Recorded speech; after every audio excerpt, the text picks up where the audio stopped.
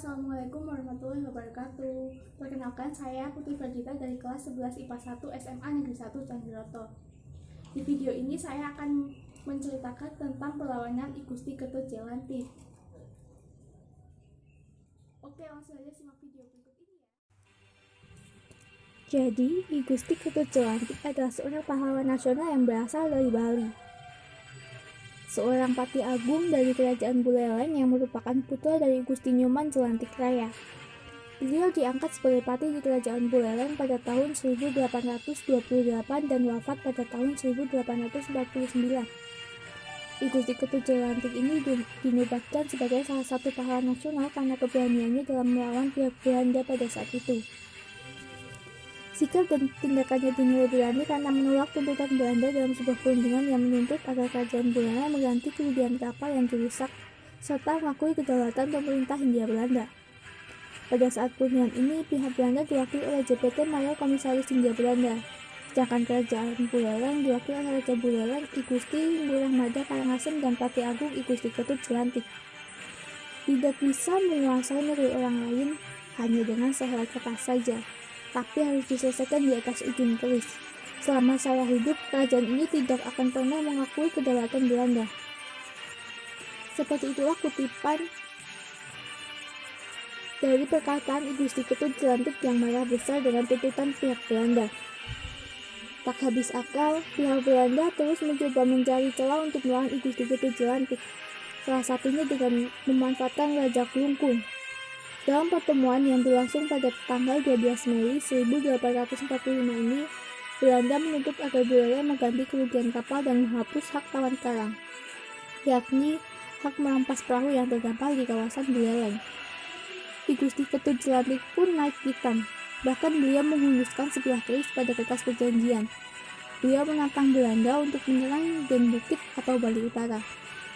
Pada tanggal 27 Juni 1846, Belanda benar-benar melakukan serangan ke kerajaan Buleleng.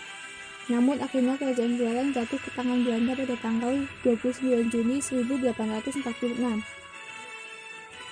Kemudian Raja Buleleng dan Pati Agung I Gusti Ketut Jelantik melarikan diri ke Jagaraga untuk menyusun kekuatan.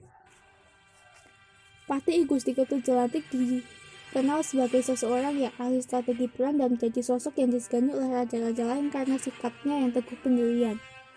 Hal ini ditunjukkan ketika mempertahankan desa Jagaraga. Pati I Gusti Ketut Jelantik terus memperkuat pasukan dan mendapat bantuan dari kerajaan lain seperti Klungkung, Karangasem, Badung, dan Mengwi. Pada tanggal 6-8 Juni 1846, pihak Belanda melakukan serangan kedua dengan mendaratkan pasukan di Sengsit. Pihak Bali dipimpin oleh Gusti Ketut Jelantik dengan mengerahkan pasukan benteng Jagaraga yang merupakan benteng terkuat dibandingkan dengan 4 benteng lainnya. Sedangkan pihak Belanda dipimpin oleh Jenderal Van der Wijk.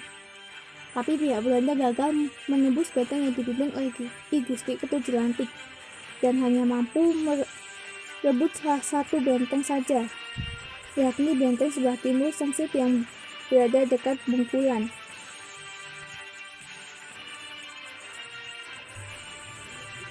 Dengan adanya kekalahan ini semakin mengangkat semangat raja-raja lain untuk semakin mengerahkan kekuatan dalam melawan Belanda.